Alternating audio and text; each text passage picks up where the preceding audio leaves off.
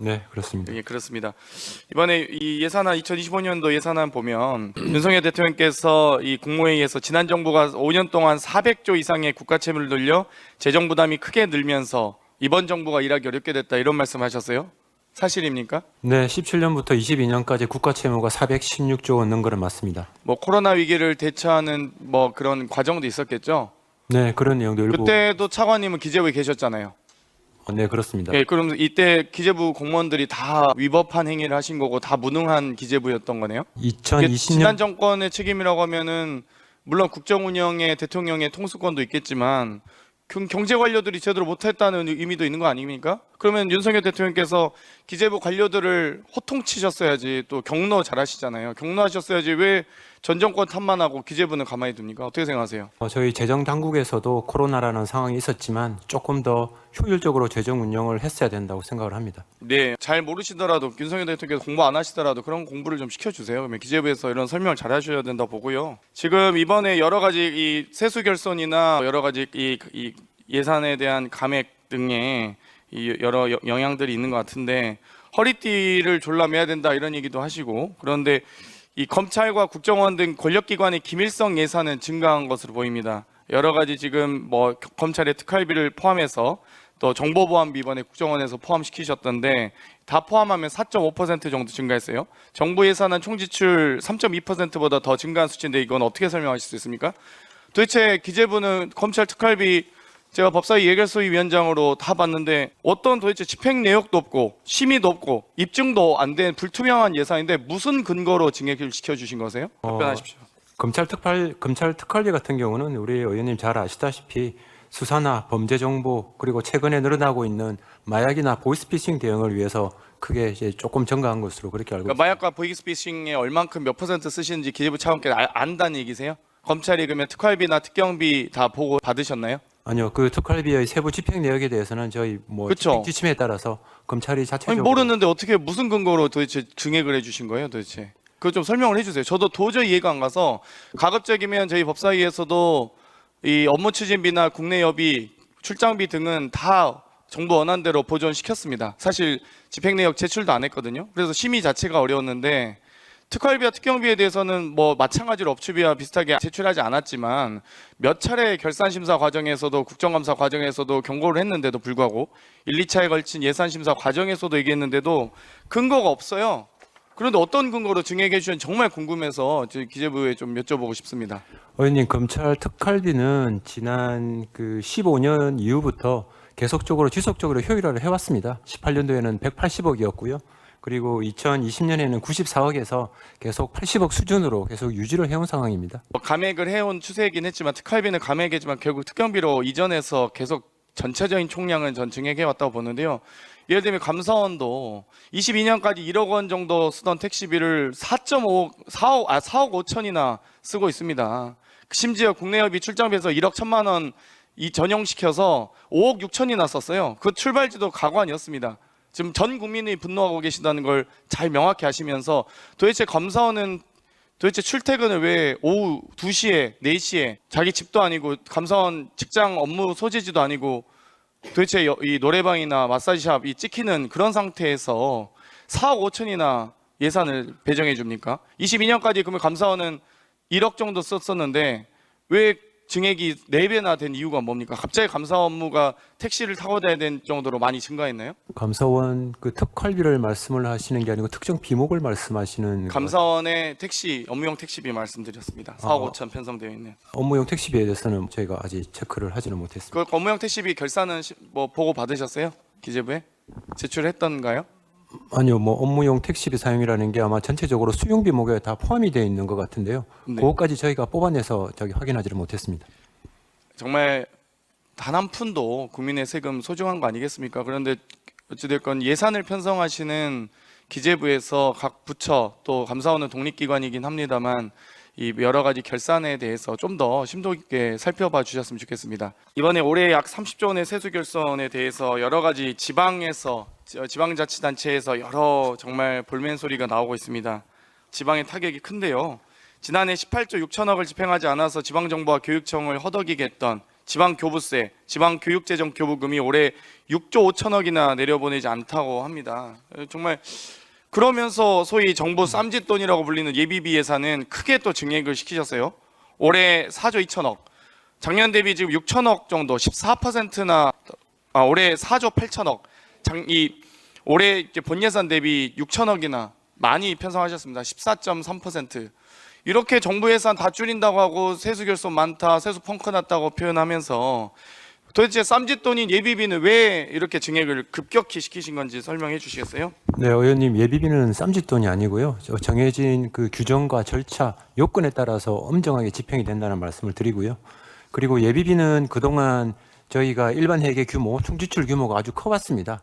그래서 이 부분은 전체적으로 일반 회계의 한 1% 정도 수준에서 계속 유지되고 있다는 말씀을 드립니다. 1%가 문제가 아니고 0.1%라도 아껴서 쓰셔야죠. 그런데 윤석열 정부 집권 이후 예비비를 유독 쌈짓돈처럼 사용했다는 지적이 제기되고 있습니다. 그전에는 예비비에 대해서 엄밀하게 사용했을지 모르나 2022년도 용산 대통령실 이전 650억, 2023년도 해외 순방 등 정상외교 532억. 도대체 이렇게 그럼 외교부 예산으로 편성해서 외교를 하시면 되죠. 대통령실 예산으로 편성하시던가. 왜 예비비를 이렇게 사용하며 대통령실 이전 저희 동대문 구청도 이전하는데 5년이 넘게 걸립니다. 경기도청사 이전하는데 8년 걸렸어요. 대통령실에 무슨 안보시설도 많을 텐데 2주 만에 이전 결정해서 뚝딱뚝딱 하는 게 어떤 국민이 이해하겠습니까? 이거 나중에 감사원도 제대로 감사 안 해서 저희가 감사 보고서도 다시 봐야겠지만 이런 것들 다 문제가 있다고 봅니다. 또 올해 정상외교 예산도 지금 내년에 532억이나 하셨어요. 또 어딜 그렇게 나가시려고 하시는지. 지금 정상외교라는 건 정말 예비비에 대해서도 말씀하실 때 정말 급격하게 이 국제정세가 급변해서 어쩔 수 없이 대통령의 해외 순방이 늘었다, 올해 예비비 사용할 수밖에 없었습니다 라고 보고한다 할지라도 내년에 지금 271억에서 2배나 많은 532억이나 편성하셨어요. 여기에 대해서 어떻게 설명하실 수 있습니까? 내년에 예정된 정상회교 일정 이렇게 많습니까? 그럼 각 부처들 시에서 뭔가 해외 연수 외교 회의, 국제회의 참석 예산도 다 2배로 늘리셨어야죠. 왜 유독 대통령 해외 순방 예산만 이렇게 늘립니까? 답변하십시오. 네, 의원님, 그 25년도 정상회의 그 예산은 제가 알기로는 297억 원인데요. 그 말씀하셨던 500매덕이라는 부분은 저희가 다시 한 번 더 확인해 보겠습니다. 그리고 23년도에 정상회의 그 외교와 관련해서 예비비를 많이 썼던 거는 22년도 전년도에 예측할 수 없었던 당해 연도에 정상회의가 많이 생겼기 때문입니다. 한미일 정상회의나 나토 정상회의나 그거는 23년도 회의를 하기 전 몇 달 전에 이제 그런 정상회의 외교가 생김으로 해서 불가피하게 예비비를 쓸 수밖에 없었다는 대통령께서 말씀드립니다. 회의 가시는 건 좋은데요. 김건희 여사 명품백 쇼핑하는데 아까운 외교 예산 안 쓰셨으면 좋겠습니다. 이번에 이 개식용 금지하겠다고 여러 가지 지금 말씀을 많이 하시는데 개식용 금지 외치면서 46만 마리의 식용개 살처분하는 문제가 제기되고 있습니다. 여러 가지 개식용 금지에 대해서는 당연히 국가 이미지 개선 등의 의미가 있다고 보는데요. 여기에 대해서 지금 예산을 얼마나 편성하신지 혹시 차관님 알고 계십니까? 네, 550억 반영되어 있습니다. 그러면 이 부분에 대해서 다 그러면 지금 물론 개식용을 금지하는 예산은 그 개식용을 금지하는 국가 정책은 의미 있지만 이걸 그러면 다 그렇다고 해서 개를 보호하기 위해서 개식용을 금지하는 것이지 반려동물로서 저희가 존중하는 의미인 거지. 그러면 이렇게 46만 마리 살처분한 계획에 대해서는 알고 계십니까? 지금 저희가 예산을 반영한 거는 개를 기르고 있는 그 육견 업체들에 대한 폐업 지원금을 지원하기 위한 차원에서 예산을 반영을 한 겁니다. 어떤 기준으로 반영하고 계시죠? 지원 기준 말씀해 주시죠. 예, 첫 해에 그런 개식용을 금지하게 되면은 그 두당 60만 원, 그리고 마지막 해 하게 되면은 그 기본적인 30만 원에서 한 75% 정도, 그렇게 22만 5천 원, 그렇게 예산을 반영을 했습니다. 지금 지원 기준을 사용 마리수 곱하기 폐업 시기별 지원 단가 곱하기 주종률로 하시잖아요. 그런데 네. 개식용 종시법에 마리당 지원금을 지급하는 규정이 있습니까? 마리당 금액은 없고요. 11조에 폐업 등에 필요한 지원을 하해야 한다, 이렇게 규정되어 있습니다. 그러니까 법에도 없는 지원금을 지금 위해서 내년 예산안만 1,095억, 3년 추산 약 3천억 정도 되더라고요. 물론 개식용 사육 농가를 점진적으로 줄여가는 것도 중요하지만 또 이렇게 급진적으로 없앨 수 있는 건지, 아니 식용개라고 하더라도 그렇게 길러졌다 할지라도 개의 수명도 있는 거잖아요. 그러면 저희가 이 반려동물을 보호하기 위해서 이 정책을 하는데 이렇게 막 다 살처분하라, 마리당 지원을 줄 테니 다 줄여라 이러면 이게 무슨 보호 정책이에요? 그러니까 이 어떤 동물 인지적 감수성이나 이런 부분들이 전혀 없는 정책입니다. 정말 그냥 예산 줄 테니 빨리빨리 처리해라. 이거 말고는 무슨 의미가 있습니까? 그러니까 오히려 동물보호단체에서도 이렇게 정부가 정책을 급격히 추진하면 차라리 보호할 수 있는 예산, 하다못해 개 사료값이라도 지원을 하던지요. 아니 개가 수명이 있는데 그럼 바로 다 이렇게 줄여라고만 하면 다 죽이라는 얘기 아닙니까? 그러니까 정책에도 정말 좀 더 이 배려심이나 감수성 있게 좀 해주셨으면 좋겠다는 생각이 드는데 어떻게 생각하세요? 네, 그 의원님 지적하신 부분과 관련해서는 어떤 보호 관리 비용으로 전체 총 사업비 한 90억 정도가 반영이 되어 있습니다. 네, 좀 더 근데 부족하다고 턱없이 부족하다고 합니다. 46만 마리 다 키우려면은 뭐 물론 키우는 사람 입장에서 다르겠지만 그 부분은 좀 신경을 써주셨으면 좋겠습니다. 고생하셨습니다. 박상호 국토부 장관께 질문드리겠습니다. 네. 지금 명태균 씨 창원 국가산단에 대해서 방금 존경하는 김태선 의원님께서도 질문하셨습니다. 그런데 저도 국토위 위원하면서도 조정지역 확대될 때 6.14, 7.10, 8.4 대책 때 저희 사실 국토위원들 여당 국토위원도 당일 아침에 엠바고 걸렸을 때 들었거든요. 그런데 이거를 이렇게 막 이 하루 전에 현수막을 제작한다든지 40여일 전에 2달여 전에 뭐 어디가 된다 대비다 이런 이야기를 보좌진 선에서 혹은 보좌진도 아닌 명태균 씨 같은 사람들이 할 수 있나요? 그러니까 어떻게 알게 된지 그 전후 과정에 대해서 혹시 아까 뭐 언론을 통해서 접하셨다고 했는데 물론 장관 부임 이전일 수도 있습니다만 거기에 대해서 진상 정도는 파악하셔야 되지 않을까 싶은데 어떻게 생각하세요? 예, 일단 그 오전 질의에 이어서 저희가 할 수 있는 내용은 파악을 하고 있습니다만은 일단 이 단계가 지자체에서 후보지를 자기들이 자체적으로 발굴 선정하는 단계가 있고 그다음에 그게 이제 저희 중앙부처인 저희 국토부로 신청이 들어오면 관계부처 협의를 거쳐서 그거를 그대로 후보지로 해서 올릴 수도 있고 안 그러면 저 농지라든지 다른 환경 생태 지역이라든지 이런 게 있으면 반려를 하면 그걸 다시 또 조정하는 절차를 거쳐서 선정 단계 2가지 단계가 있습니다. 그래서 아마 저희가 지금 공식적으로 확인해 낼 수 있는 거는 마지막에 산업입지정책심의위원회에 18개 후보지가 최종 올라왔었는데요.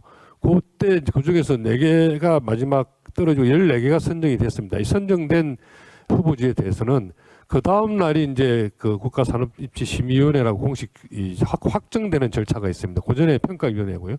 그 전날 하루 정도 주고 통보를 해줍니다. 당신네 후보지가 선정이 되었다. 그러니까 바로 이제 이 토지 거래 허가구역이라는 것을 투기 방지 장치를 같이 걸어야 됩니다.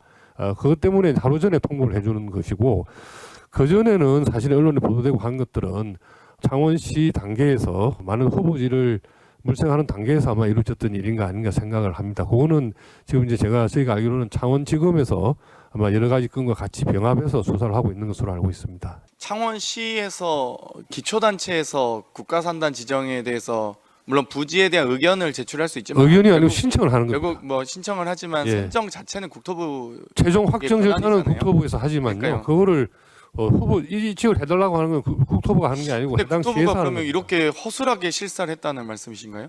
그건 아니겠죠. 실사는 그 사실은 이제 전문가들이 갈 수도 있고 안 갈 수도 있는데 전문가들이 지자체에서 신청한 후보지에 대해서 현장 확인한 절차가 반드시 있어야 안 되겠습니까? 그러면 대통령께서 3월 15일에 비상경제대책에서 확정하기 시기 전에 그러면 2023년 1월 5일에 농림부에서 해당 부지 용도 변경 불허한 사실은 알고 계시죠?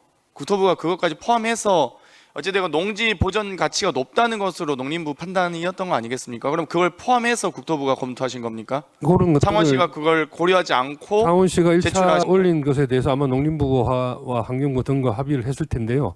그 협의 과정에서 아마 관계부처에서 이 부적절하다 의견이 나오면 저희가 창원시에 다시 돌려보냅니다. 이것은 관계부처에서 반대를 하니까 다른 후보지를 찾거나 경계를 좀 조정하시오라고 이렇게 해서 돌려보내면 그 과정에서 창원시에서 다시 또 다른 후보지를 찾거나 구역 조정을 하는 것이 통상의 절차입니다. 그런데 이 과정에서는 사실은 이런 그 토지 개발 사업은 여러분이 또 걱정하시지만 정보 누설이라든지 투기 우려가 있기 때문에 철저하게 대비로 취급을 하는 것이고 지금 언론에 보도된 사항도 제가 알고 있기로는 창원시에서는 일체 민간인이 개입한 바가 없다라고 공식적으로 지금 그러니까 장관님 하고 있는 설명대로가 그게 상식적이죠. 예, 그러니까 저도 예. 지금 아직도 기억나는 게 6.14 대책 발표할 때 조정지역 확대될 때 여당 국회의원들도 몰랐다니까. 그래가지고 오히려 뭐 의원님들이 너무 우리한테까지 이렇게까지 보안을 철저하게 하느냐라고 볼멘소리 할 정도였는데, 아니 7.10 대책 나올 때도 그때 여러 이 증세 그 여러 세수에 대한 이유 그 증가할 때도 그거 다 비밀로 하고 다 공개도 안 했는데 어떻게 국가산단 절차를 이렇게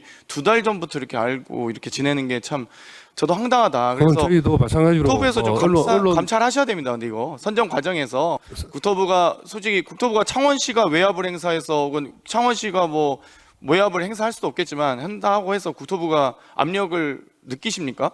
안 아닙니다. 그러시잖아요. 예. 의원님, 저희가 행정 절차에 관계되는 사항은 벌써 리뷰를 하고 체크를 했습니다. 하고 다시 한번 또 더 한번 들여다보겠습니다만은, 다만 이거는 이제 형사적인 문제가 있는 것이기 때문에 수사기관인 관할지검에서 지금 수사를 하고 있는 상황이라서 제가 또 거기다 내가 또 행정적으로 하는 것은 사실은 뭐 크게 효용이 없지 않나 싶습니다. 그래도 예. 국토부가 주무부처니까 책임감 있게 감사를 하셨으면 좋겠습니다. 저는 그런 국민의 지적은 뭐 알 권리를 위해서 조금 결정하겠습니다. 설명드리면 2022년 11월 9일에 창원산단 입지를 의창구 대산면 일대로 직접 선정했고 2022년 11월 무렵부터 창원시 공무원으로부터 명태균 씨가 5회 이상 공식 보고를 받았고 11월 23일에는 국토부 실사단의 부지 심사 당시 직접 안내를 했다는 겁니다.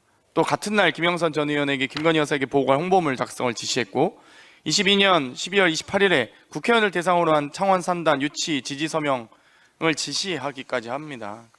여러 가지 1월 9일 창원 산단의 최종 부지 경계를 조정하는 과정에서까지도 명태균 씨가 상당히 영향력 행사하고 있고 실제 이 부분도 지금 창원지검에서 물론 수사하고 있지만 여기에 대해서 좀 면밀하게 관계부처 장관으로서 실사 과정, 부지 선정 과정 하나하나 꼼꼼히 좀 따져보아 주셨으면 좋겠습니다. 예, 관련자료 문건이 조구받은 것들 이런 것들 다 확인을 하고요. 참고로 근데 창원시에서는 10월 25일자에 방금 의원님께서 이야기하신 내용을 일체를 다 부인하는 해명 자료를 배포한 바가 있습니다. 이런 내용도 저희가 행정적으로 필요한 사항들은 다시 한번 점검을 해보도록 하겠습니다. 원래 진술은 번복되는 거죠. 원래 지금 해당 당시 2022년에 그 당시에 녹취가 사실상 증거 능력을 보나 사실 신빙성이 높지.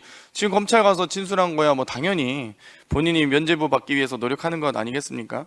어찌되었건 저는 실사 과정이든 국토부에서 선정 과정 다 하나하나 꼼꼼하게 좀 살펴봐 주셨으면 좋겠다는 예, 저희와 말씀드리고요. 관계된 일은 다시 예결위에서 한번 공개적으로 제안 드린 만큼 만약 거기에 대해서 국토부가 아무런 조치도 하지 않고 조사를 하지 않는 것 자체가 저는 직무유기 가능성이 매우 높다라고 생각을 합니다. 그렇기 때문에 국토부 장관께서 여기에 대해서 감찰을 비롯한 선정 과정에 대해서 확인해 주셨으면 좋겠습니다. 공식적으로 요청을 드립니다. 네, 유념하겠습니다. 예. 네.